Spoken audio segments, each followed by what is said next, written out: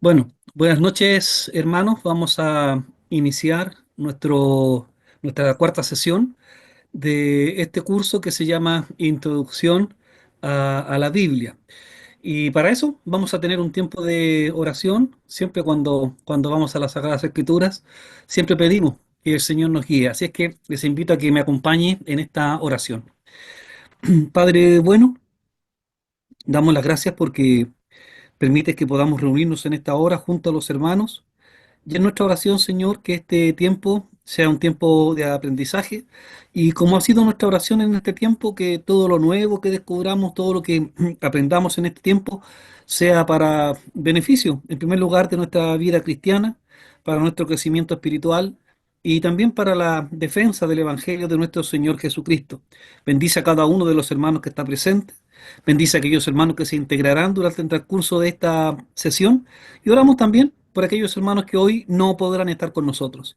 Oramos en el nombre de Cristo, nuestro Rey, Señor y Salvador. Amén.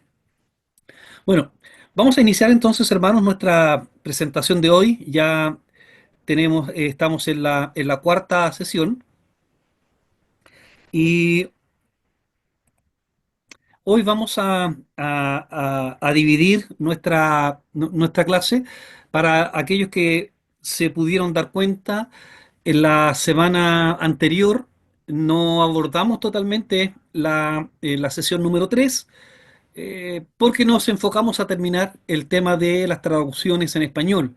Hoy vamos a hacer una mirada bastante general con lo que nos queda de la unidad 3 y vamos a emparejarnos entonces con la sesión número 4 que es la que corresponde para nuestra exposición de hoy, ¿no? Así es que vamos a partir y lo primero que siempre es necesario para poder avanzar en el estudio es saber dónde estamos, ¿no? Y por lo tanto, yo quisiera invitarles a que lo que vamos a ver hoy eh, corresponde a los 5 primeros libros de las Sagradas Escrituras, que como ustedes ya saben, se llama el Pentateuco.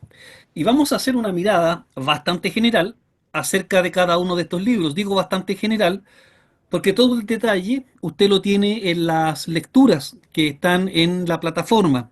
Por lo tanto, lo que vamos a hacer hoy día es simplemente en mencionar algunas características que son, a mi juicio, importantes para que usted las pueda retener y podamos conversar, por cierto, acerca de ellas en esta exposición. Hoy es bastante ambicioso lo que queremos hacer porque queremos terminar en Malaquías, ¿no? Así que vamos a ver si el Señor nos permite y nos da la claridad y el tiempo también para hacer esta presentación. Y yo quisiera comenzar con un breve repaso, porque esto es muy importante para, primero, retroalimentarnos y, en segundo lugar, para tener una base, un fundamento sobre el cual vamos ordenando todo el conocimiento que estamos adquiriendo a través de este curso básico de introducción a las Sagradas Escrituras. Yo quisiera partir preguntando a algún hermano que pudiera responder libremente, ¿qué es el canon? ¿A qué llamamos el canon? ¿Quién se acuerda? ¿A qué llamamos el canon? Puede ser la formalidad de cómo están estructuradas las escrituras, ¿Ya? ¿Ya? ¿Bien? los libros ¿Alguien más? que lo componen. Ok, gracias hermano Marcelo. ¿Alguien más?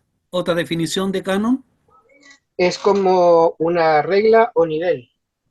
Ya, El, ok. En su sentido etimológico, ¿cierto? Canon sí. significa una especie de una regla para medir, ¿no? ¿Y a qué llamamos el canon nosotros? ¿Qué es cuál es nuestra regla?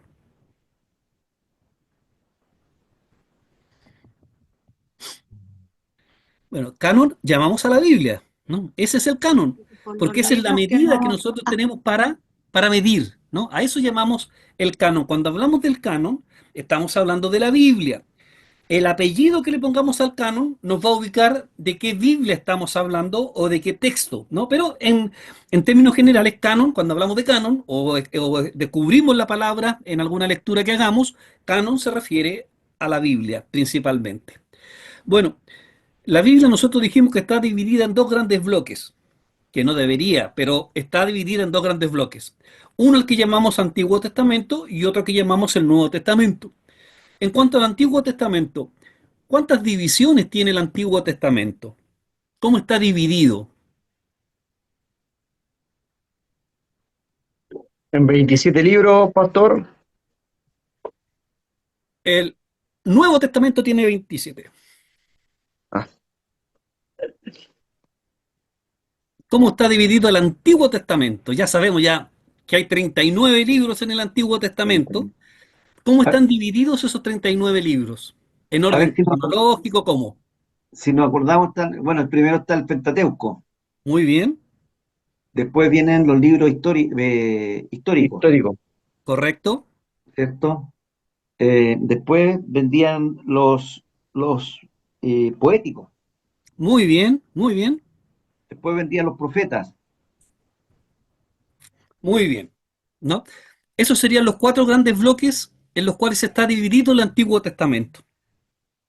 El Pentateuco, libros históricos, libros poéticos y libros proféticos, ¿no? Esa es la división clásica que hay en el Antiguo Testamento.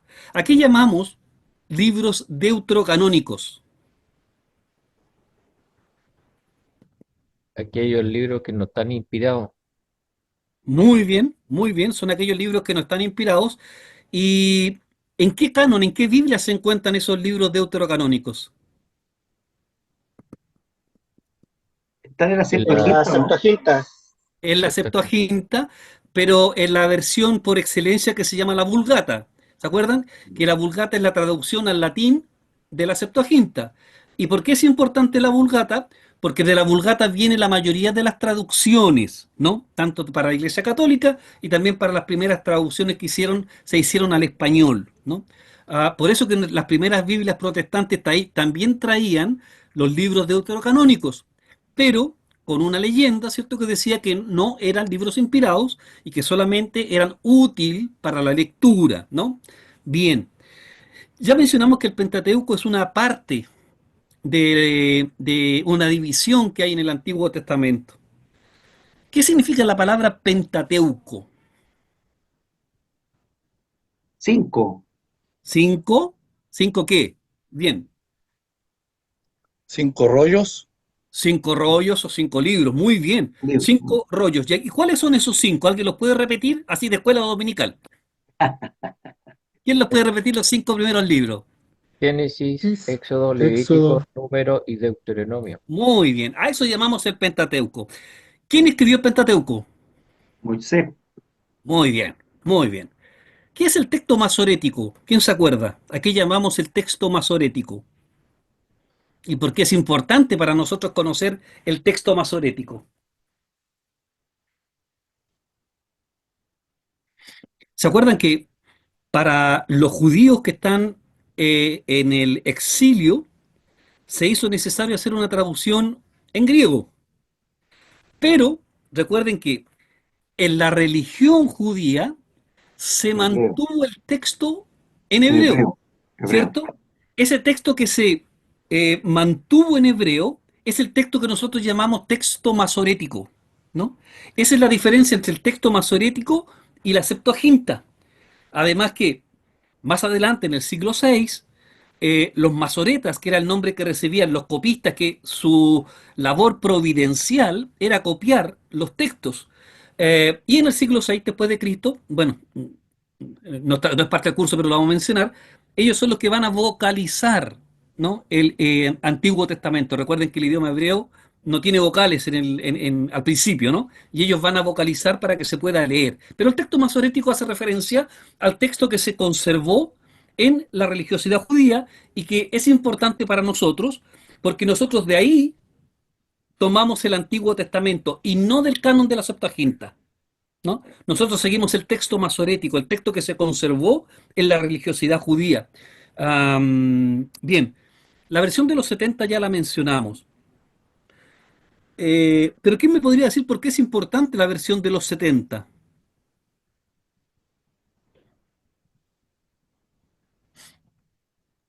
¿Qué importancia tiene la versión de los 70 o de la Septuaginta? ¿Podría ser de las primeras traducciones o de las primeras o no? Muy bien, Pastor, es la primera traducción, ¿cierto? Del idioma hebreo a un idioma que, en este caso, es el griego. Digo, Pero además, eh, es la base, ¿no? De donde se copia el texto de la Vulgata, que ya mencionamos la importancia que tiene para las futuras traducciones. Bien, ¿qué importancia tienen los rollos que se descubrieron en Qumran?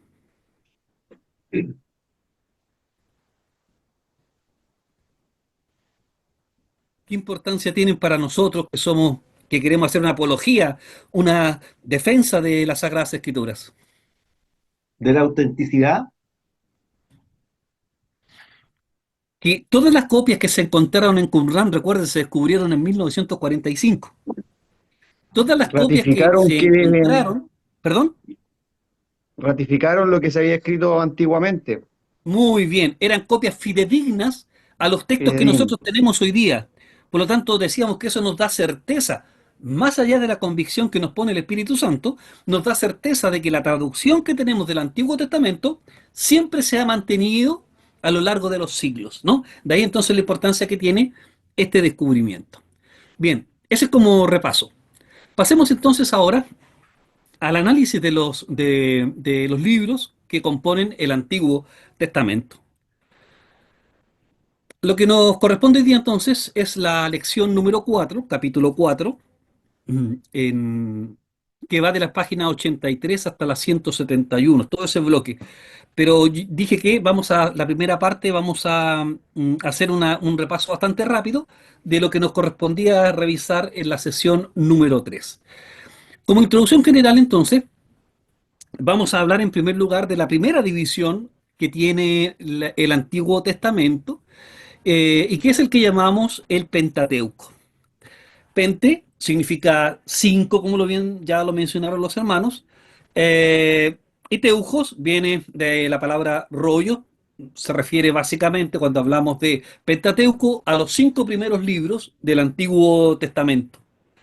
También en algunos círculos más bien cercanos al judaísmo se les llama la Torá, ¿no? La Torá. Entonces el Pentateuco y la Torá son sinónimos.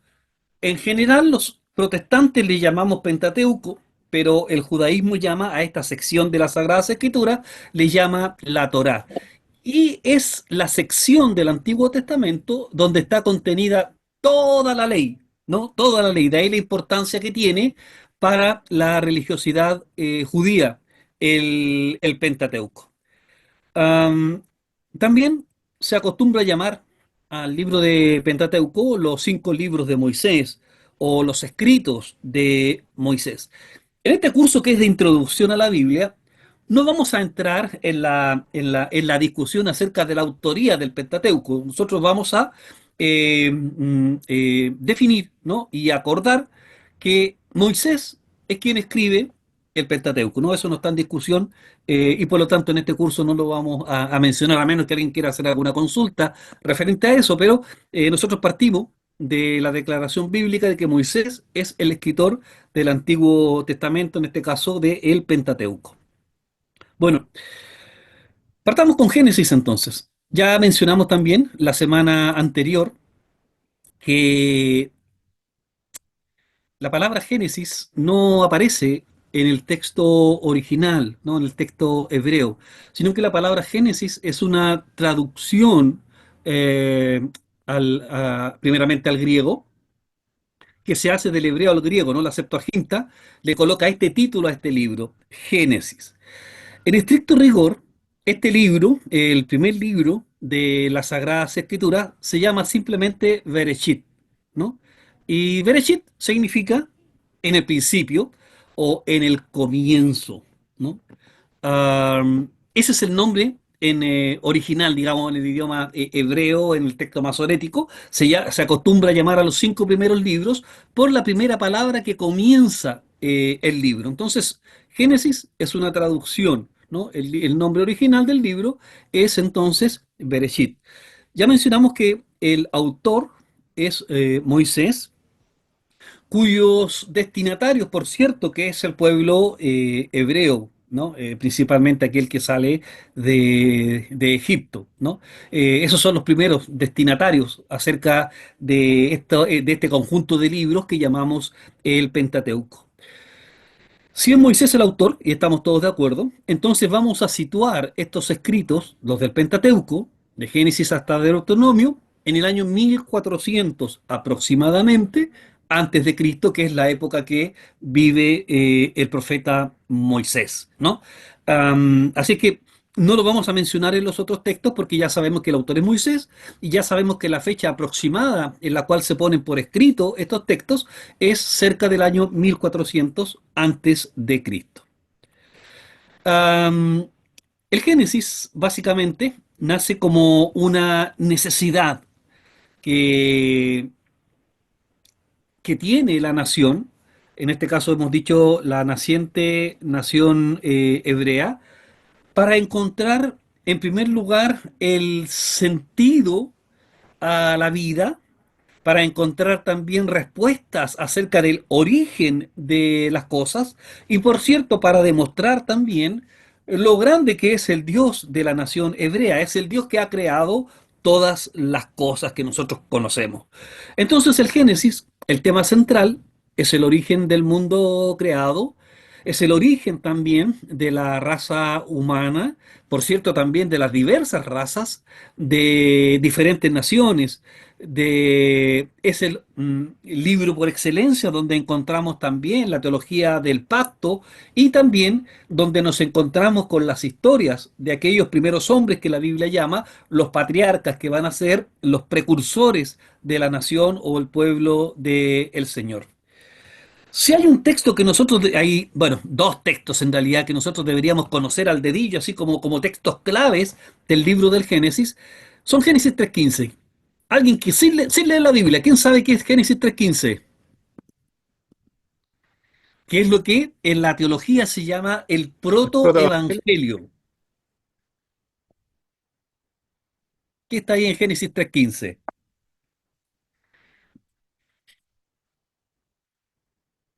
¿Se acuerdan ahí que hay una promesa?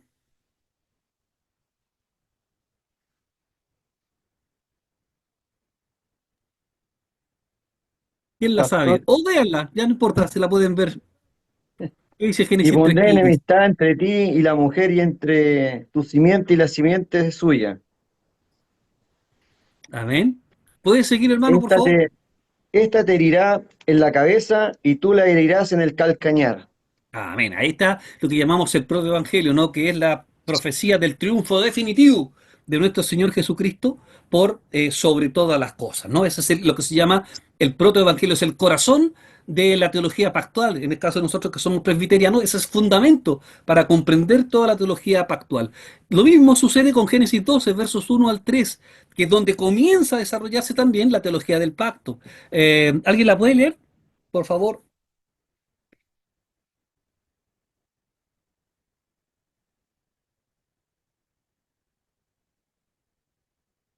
Génesis 12, versos 1 al 3.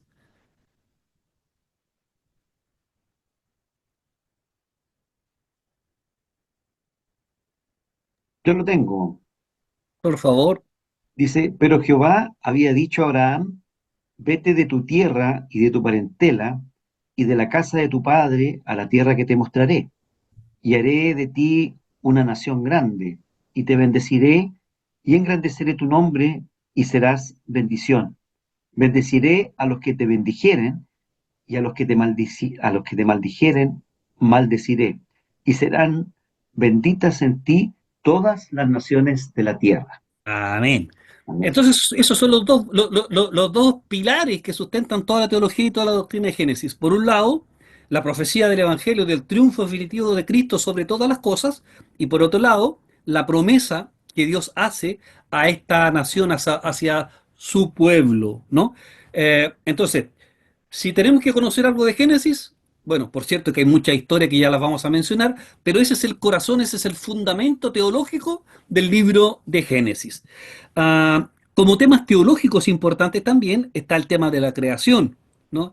La disputa que tenemos con eh, con los cientistas en cuanto a la forma de la creación, ¿no? Tenemos ahí la respuesta teológica, tenemos la respuesta en Génesis acerca del pecado, tenemos la doctrina de la elección, tenemos la doctrina de los pactos, tenemos la doctrina acerca de qué es el hombre y finalmente una doctrina también muy hermosa, que es la doctrina acerca del matrimonio, ¿no? También, todo eso lo encontramos en el libro del Génesis. Si usted sigue la lectura de, del texto de Maray, eh, tiene el mismo bosquejo que yo estoy mostrando, ustedes lo encuentran en el libro, así que yo solamente lo voy a pasar rápidamente porque usted ya lo tiene y lo puede estudiar desde el mismo libro. Básicamente de Maray divide el libro de Génesis en el periodo que va de Adán hasta Noé y que él llama el comienzo de la historia, ¿no? Y ahí ustedes pueden ver en la lámina todos los relatos, ¿no? Que van desde la creación hasta el comienzo de los diferentes idiomas que utilizan las diferentes naciones. El segundo periodo de Maray lo clasifica desde Abraham hasta José y se refiere básicamente a los patriarcas hebreos, a quienes van a dar origen a la nación hebrea y a la teología pactual, ¿no? Y por extensión a la iglesia, ¿no? Am, en cuanto al Éxodo, ya mencionamos que el autor es Moisés, cerca de 1400. Tenemos que concluir que, como decíamos un par de segundos atrás, si es Moisés el autor, tiene que haber sido durante su vida y por lo tanto lo vamos a situar cerca de 1400 antes de Cristo. ¿Cuál es el fundamento, el texto central del libro del Éxodo? Éxodo capítulo 3 versículo 8. ¿Alguien lo puede leer, por favor? Éxodo 3 8.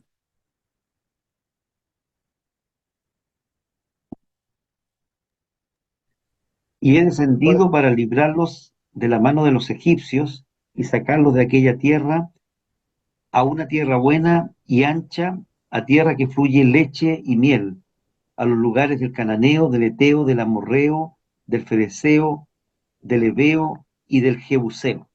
Amén. Mire, Génesis, tenemos la promesa del triunfo final de Cristo. Y es así como termina Apocalipsis, ¿ah? Pero bueno, ya. Pero tenemos la promesa del Evangelio en Génesis capítulo 3 verso 15. Tenemos la promesa para el pueblo del pacto de hacer una nación grande con Abraham, Génesis 12.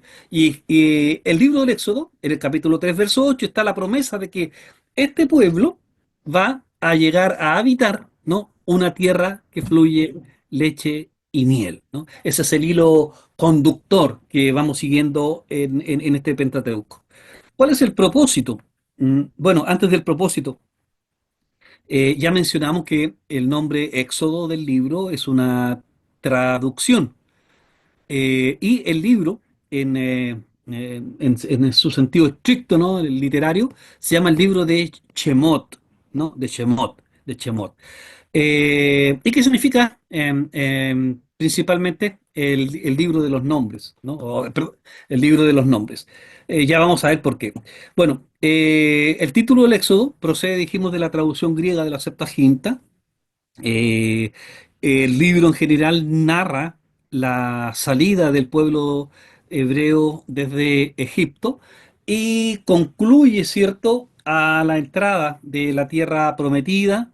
Hay varios hechos que son muy importantes de conocer en el libro del Éxodo, ¿no? Como está las plagas, el cruce del Mar Rojo, el maná, etcétera, ¿no? Es un libro por excelencia.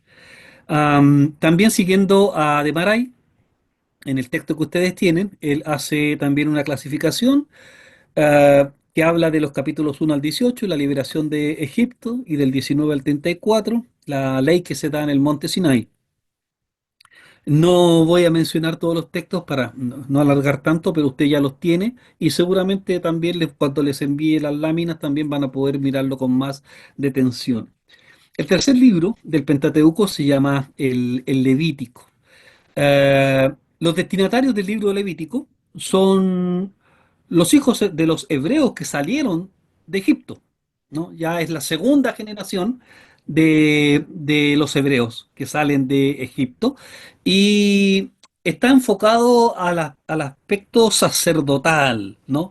Está fundamentado en está escrito acerca de las funciones sacerdotales que deben cumplir aquellos que son llamados al oficio de sacerdote, en este caso Aarón, sus hijos y los levitas, ¿no?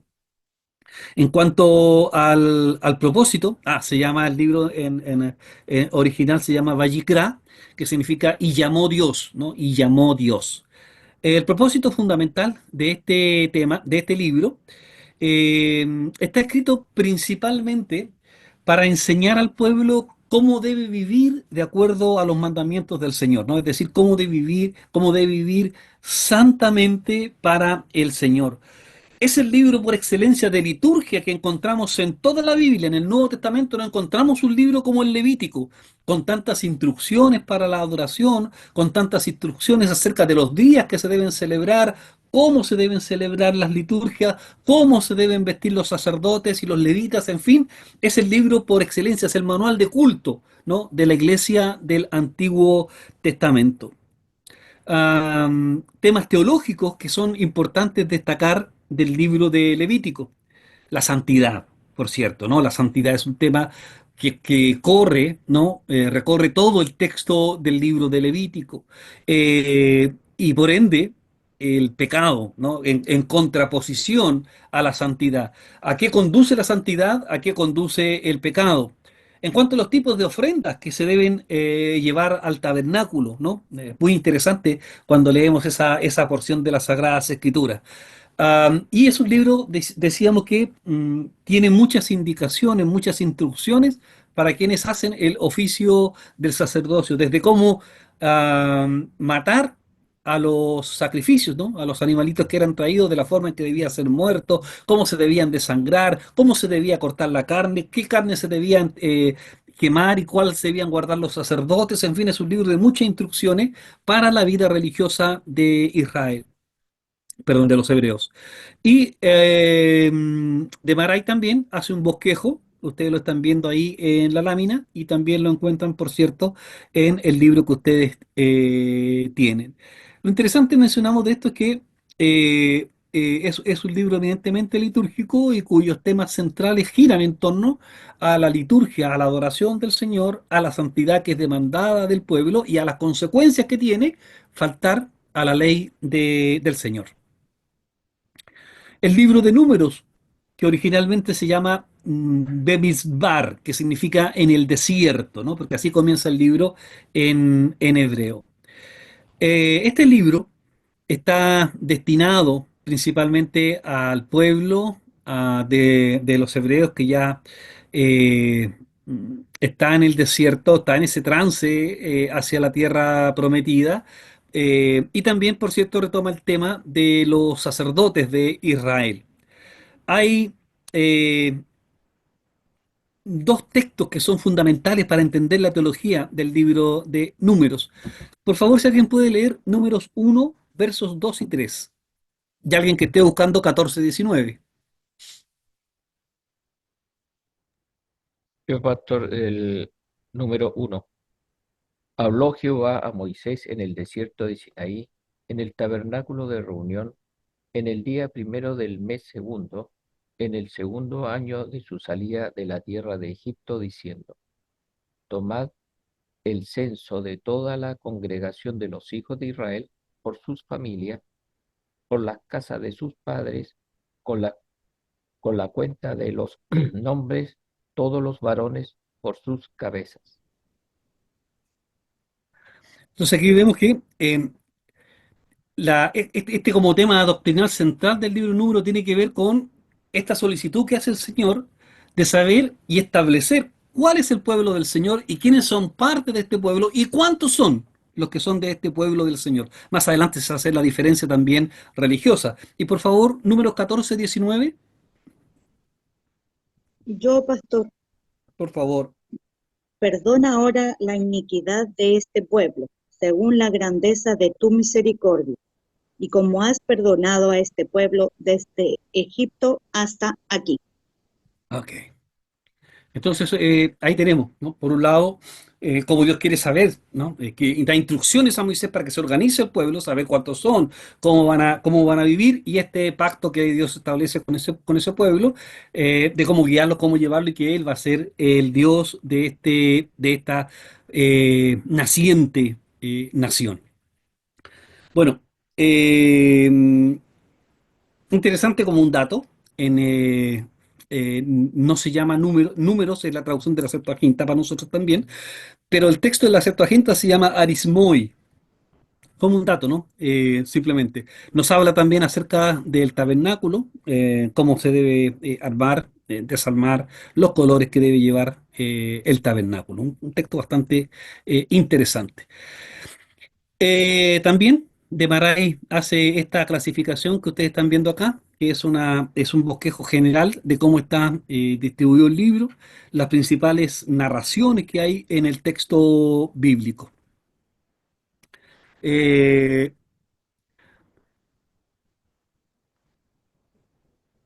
Como temas teológicos, encontramos la misericordia de Dios hacia este pueblo pactual, cómo Dios es fiel al pueblo a pesar de lo mal que se portaron en el desierto la primera generación, cómo Dios sigue siendo fiel, ¿no? Con esta nación. Y llegamos al Deuteronomio, que es el libro que cierra, ¿no? Esta primera parte del Antiguo Testamento, que se llama el Pentateuco. Y tiene por objetivo el Pentateuco, perdón, el libro de Deuteronomio en el Pentateuco, hacer un recordatorio a la nación que está a punto de llegar a la tierra prometida, que como ya sabemos no es la generación que salió de Egipto, es una generación nueva. Todos los que salieron de Egipto, a excepción de un par que usted ya sabe cuáles son, que son los que van a guiar, ¿no? La conquista al otro lado del Jordán, han muerto en el desierto. Esta es una nueva nación, prácticamente. Son los hijos de los que salieron, y Dios les recuerda a través del libro del Deuteronomio la vigencia de la ley y que esta ley debe ser respetada. Deuteronomio significa una segunda norma, ¿no? Pero no se refiere a que sea nueva, sino que más bien hace referencia a una repetición de la primera norma que se entregó en el libro del Éxodo. Eh, Se encuentran los mensajes finales de Moisés, eh, y el esquema también lo tienen ustedes en el libro de Maray, ¿no? Es el final de la época de todos los que salieron de Egipto, incluido Moisés mismo, ¿no? Bien. ¿Alguna consulta hasta ahí, hermanos? Estamos haciendo algo bien rápido, porque es lo mismo que ustedes tienen en el texto, ¿no? ¿Alguna consulta hasta ahí? Pastor, hoy me llama la atención el origen de las dos palabras Deuteronomio y Deuterocanónico. ¿Qué puede comentar usted a eso? Sí, Deutero es segundo, ¿no? Segundo, O secundario. En el ya, caso de los deuterocanónicos se refiere a los libros que fueron canonizados, entre comillas, por segunda vez o en el lugar segundo, ¿no? A eso se refiere, ¿no? un segundo Por nivel. eso no están al mismo nivel de los primeros, por eso se llaman deuteros, ¿no? Son los Ya, segundos libros en ser está bien. canonizados y que no corresponden. Recuerden que en la tradición del texto masoreta, el último libro, ¿no? Que es considerado es el libro de Esdras, ¿no? Hasta Esdras. De ahí eso está más o menos en el siglo VI después de Cristo. Y de ahí para adelante, ¿cierto? Ningún libro que sea parte de la historia de Israel es considerado como un libro canónico. Deuterocanónico hace referencia a que están en un segundo nivel, ¿no? A eso principalmente. Bien, ¿avanzamos? Gracias, ¿Hay otra pregunta, hermanos? gracias. Ok.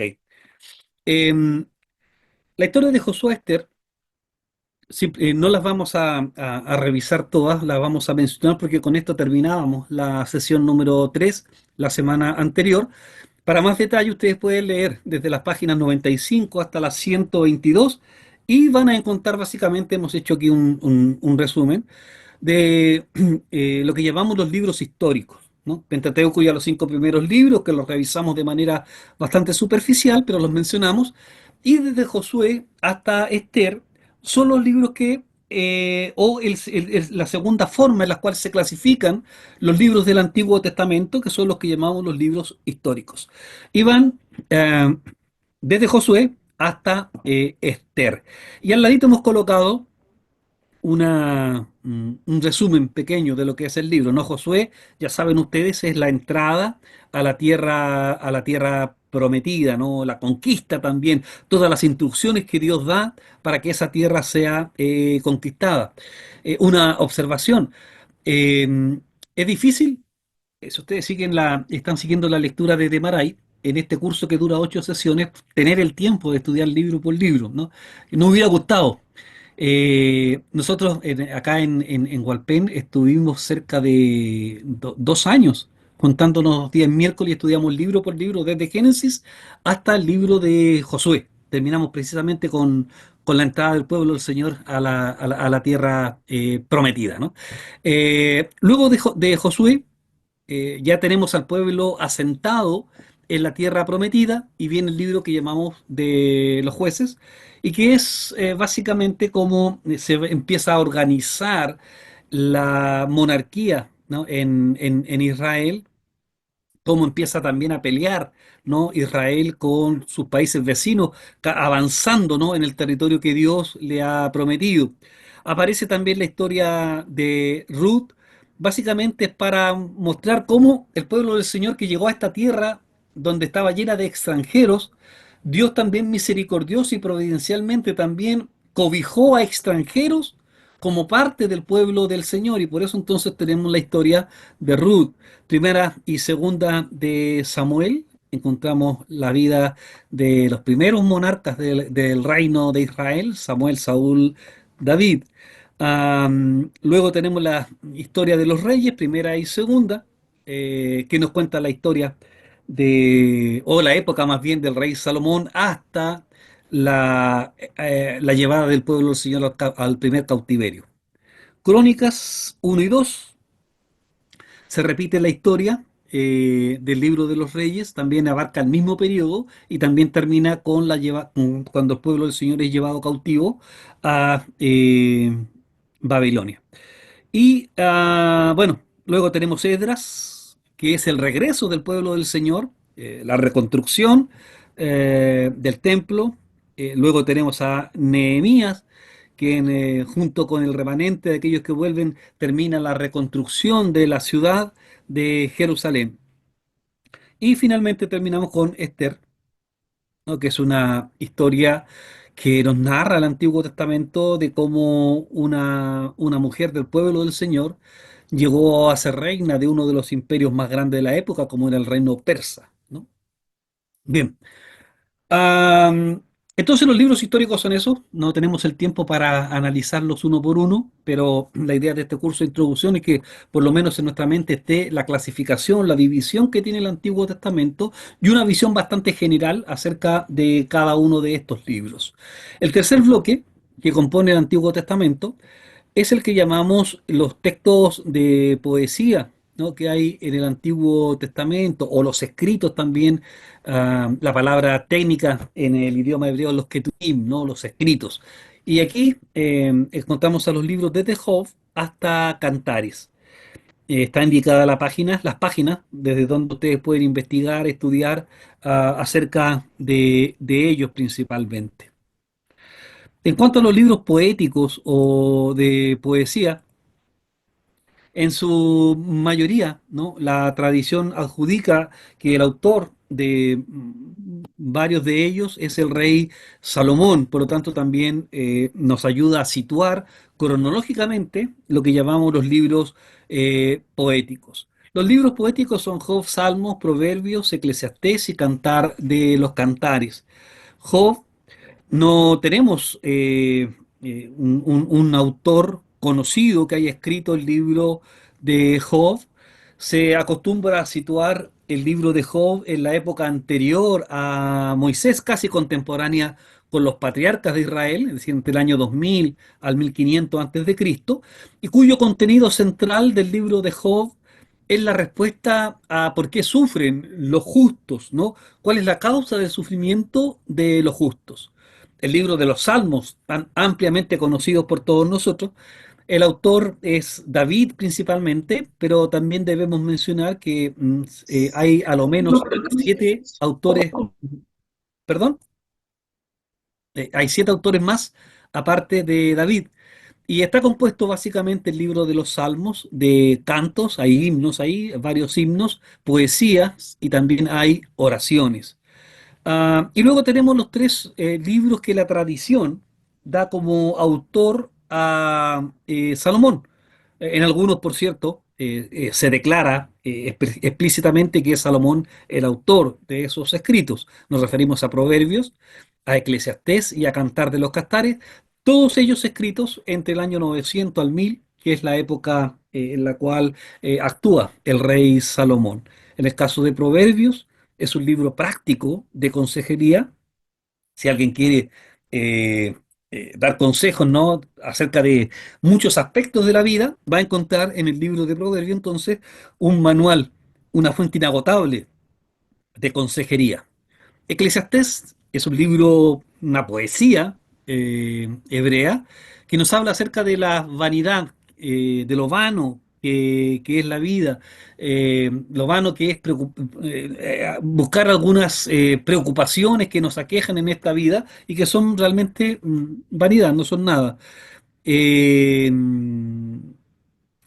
Eclesiastés, por cierto, significa el predicador, no el Cogelet. Y Cantar de los Cantares, que también la tradición lo atribuye a Salomón, habla de ese sentimiento, ¿no?, del amor entre pareja. Bueno, eh, antes de llegar a la última sección y final de hoy, ¿alguna consulta hasta acá, hermanos? Antes de pasar a los profetas. Ok, no creo que haya preguntas porque no estamos tratando los libros, ¿no? Ustedes pueden ver con más detención en el texto que ustedes tienen. Bueno, vamos a los profetas. Los profetas, que es la última sección del Antiguo Testamento, está dividida en 2 bloques. Aquellos que llamamos los profetas mayores y aquellos que se llaman los profetas menores. La diferencia está no en que unos tengan más edad que los otros, sino que los profetas mayores se llaman así por la cantidad de escritos que tienen, es decir, por la cantidad de capítulos, ¿no?, que tiene cada uno de los libros. Llamamos entonces profetas mayores a los que más escribieron y profetas menores a aquellos que escribieron mucho menos. Esa es la división, ¿no? No hay ninguna división teológica ni nada, sino que se refiere a la cantidad de producción literaria que tuvo cada uno de los profetas del Señor. ¿Cuáles son los profetas mayores? Bueno, básicamente son 4, aunque son 5 libros. Son 4 profetas mayores y 5 libros. Los profetas mayores son Isaías, Jeremías, Ezequiel y Daniel, ¿no? A estos son los que llamamos los profetas mayores. Ya mencionamos que se les llama mayores solamente por el tamaño que tienen sus libros. Ahora, el libro de Lamentaciones, que aparece en nuestras Sagradas Escrituras, en el canon hebreo, en el texto masoreta, desde donde nosotros tomamos el Antiguo Testamento para nuestras Biblias, acostumbra a incluir el libro de Lamentaciones con el profeta Jeremías, porque la tradición judía es Jeremías el autor del libro de Lamentaciones, ¿no? Por eso que dentro de los profetas mayores hablamos de 5 libros, pero solamente 4 autores, ¿no? La función profética principalmente tenía 2 objetivos. El primero era la denuncia, ¿no? La denuncia de, del pecado de la nación y la consecuencia que iba a tener el pecado para la nación. Esa era la labor fundamental de los profetas. Y también, por cierto, cómo el Espíritu Santo obraba en cada uno de ellos y eran capaces de profetizar lo que Dios les mostraba que iba a suceder en el futuro. El profeta Isaías, que actuó ante el siglo 8 al 740 antes de Cristo, por los datos que tenemos que son entregados por él mismo, ¿no?, en su libro, es hijo de Amós, es un habitante de Jerusalén. Eh, de acuerdo a lo que nosotros podemos ver en la misma Sagrada Escritura, es un hombre que vivió en una comunión plena con Dios y estaba muy relacionado con las autoridades que gobernaban, ¿no? A los cuales él predicó constantemente. Lo interesante también de Isaías como profeta, ya mencionamos su labor política, su labor de ciudadano, pero junto a eso, él fue usado por Dios para profetizar, para anunciar y dar muchas profecías que iban a suceder, por cierto, en la historia del pueblo del Señor. Y por cierto, también acerca del advenimiento de nuestro Señor Jesucristo. Por otro lado tenemos a Jeremías. Jeremías, quien dice el mismo texto, él lo menciona, él no escribe, sino que escribe su secretario Baruch. Es un autor desde los años 620 al 580 antes de Cristo. Eh, y también la labor profética de Jeremías es anunciar al pueblo que, que los babilonios van a conquistar Jerusalén, que no solamente Jerusalén va a ser conquistada, sino que además Dios va a tener los 70 años cautivos, da la fecha exacta de los años que va a estar cautivos Israel en Babilonia, y también la promesa de la vuelta y de la restauración, y de cómo Dios va a usar a los babilonios, ¿no? Para juzgar a su propio pueblo. El libro de Lamentaciones, que ya mencionamos que la tradición lo asocia con Jeremías, es un libro que básicamente habla acerca de los pecados del pueblo del Señor y cómo a causa del pecado el pueblo sufre, ¿no? Y se establece una relación entre pecado y sufrimiento, ¿no? Hay muchos llamados al arrepentimiento en este texto. Y por cierto, que se refiere al exilio, ¿no? Y a la conquista que tuvo el pueblo del Señor por parte del rey Nabucodonosor. Ezequiel es un profeta entre el año 593 a 571. También era habitante de Jerusalén. Era de la casta sacerdotal del pueblo del Señor. Fue llevado junto a gran parte del pueblo cautivo a Babilonia, ¿no?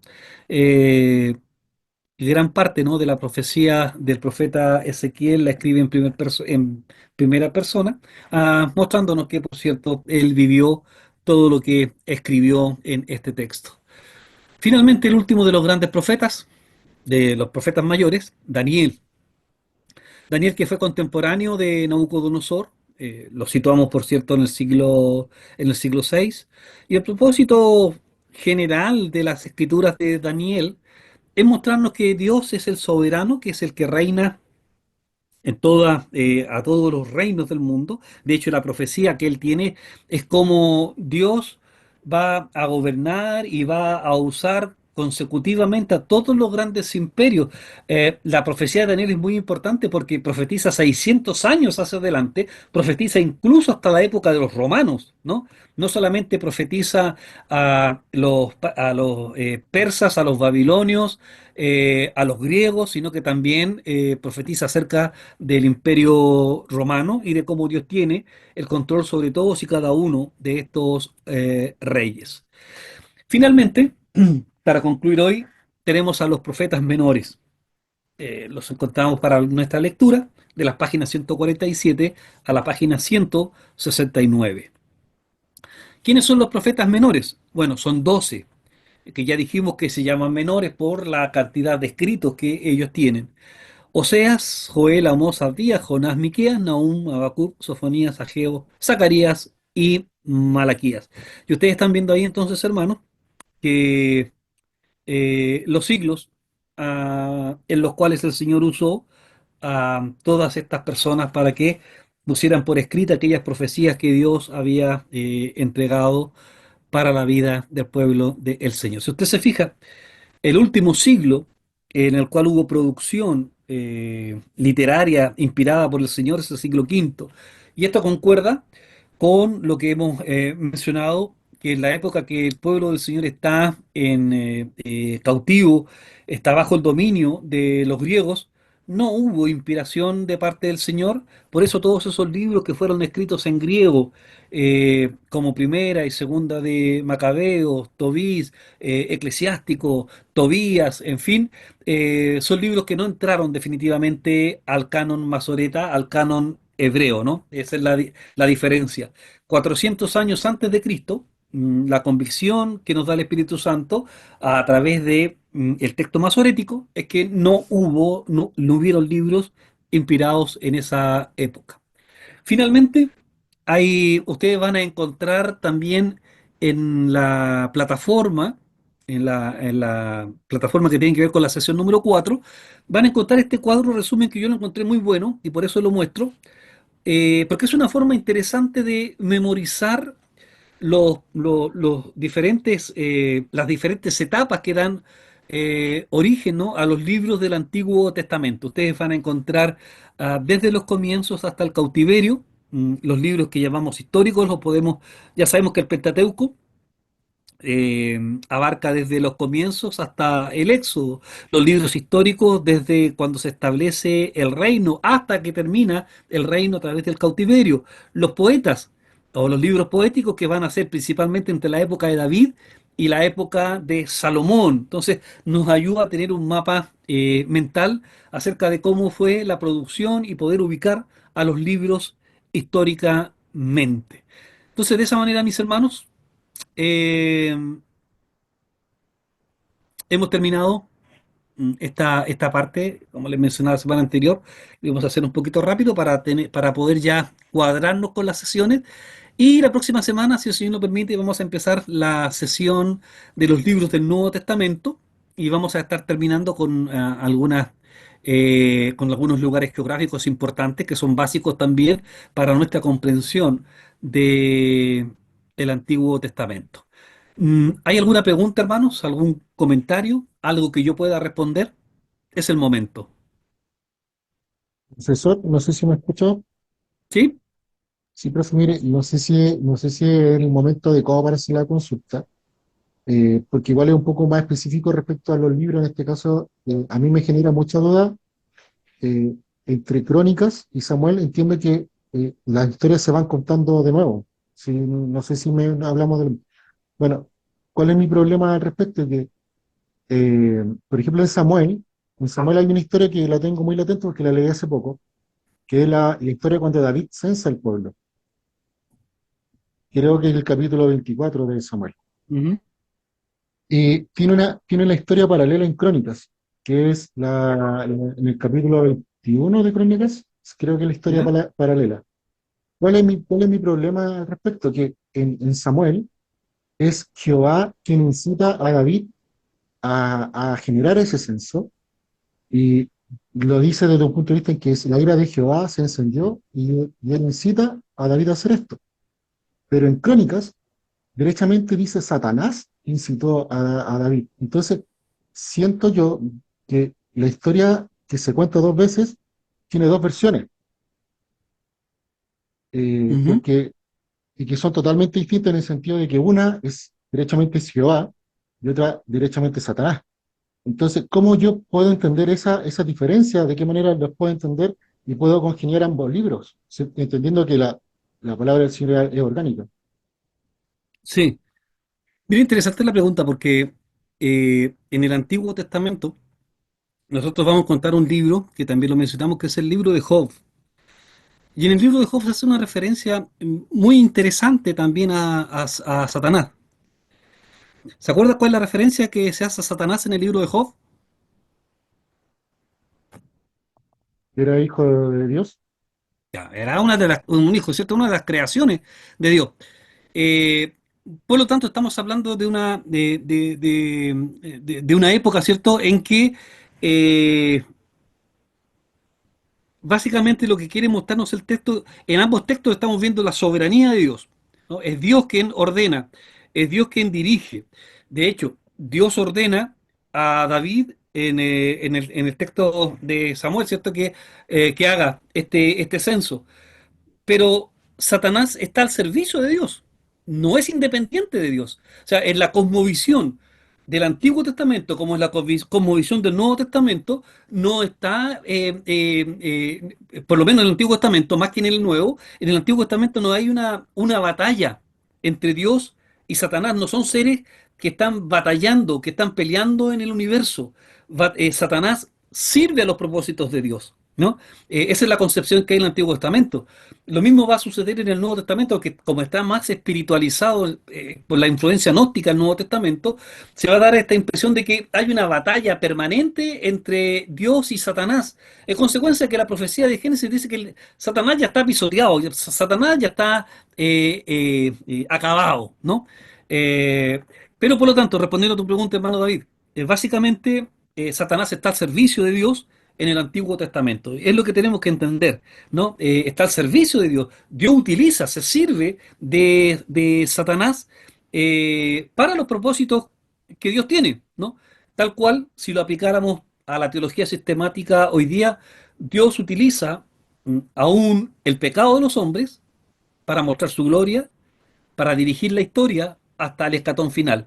Entonces no debiera sorprendernos que en el Antiguo Testamento Dios utiliza a Job para mortificar, perdón, que utiliza a Satanás para mortificar a Job, para enseñarnos acerca de la grandeza, la soberanía de Dios, y tampoco debiera sorprendernos mucho, ¿no? De que Satanás también sea usado por el Señor, en este caso para mostrarnos esta historia también de David. No hay un antagonismo. Dios está utilizando, ¿no? Dios se sirve de esos medios para cumplir también sus propósitos. No sé si te sirve esa respuesta, hermano mío. Sí, sí, sí. Bueno, voy a ser súper honesto. Me cuesta aceptar cuando son interpretaciones sin una interpretación directamente de la Biblia. Por ejemplo, si yo digo siempre pongo esta referencia, si yo digo que Jesús es hijo de Dios, es porque directamente la Biblia dice que es hijo de Dios. Entonces, me cuesta interpretarlo de esa manera a mí personalmente, porque en ninguna parte de la Biblia me dice que tengo que interpretar que Dios está usando a Satanás en ese punto para entenderlo así. Creo que tiene más bien una idea, una interpretación más personal, como para poder explicar esta diferencia. Lo veo así, y me cuesta entenderlo Claro, de otra manera. ok. Yo creo que claramente de manera bastante evidente lo encontramos en el libro de Job, ¿no? Job es por excelencia como Dios autoriza, ¿no? Da permiso a Satanás para que haga con Job lo que mejor le parezca, con una excepción, por cierto, ¿no? Que dice que su alma no la toques, ¿no?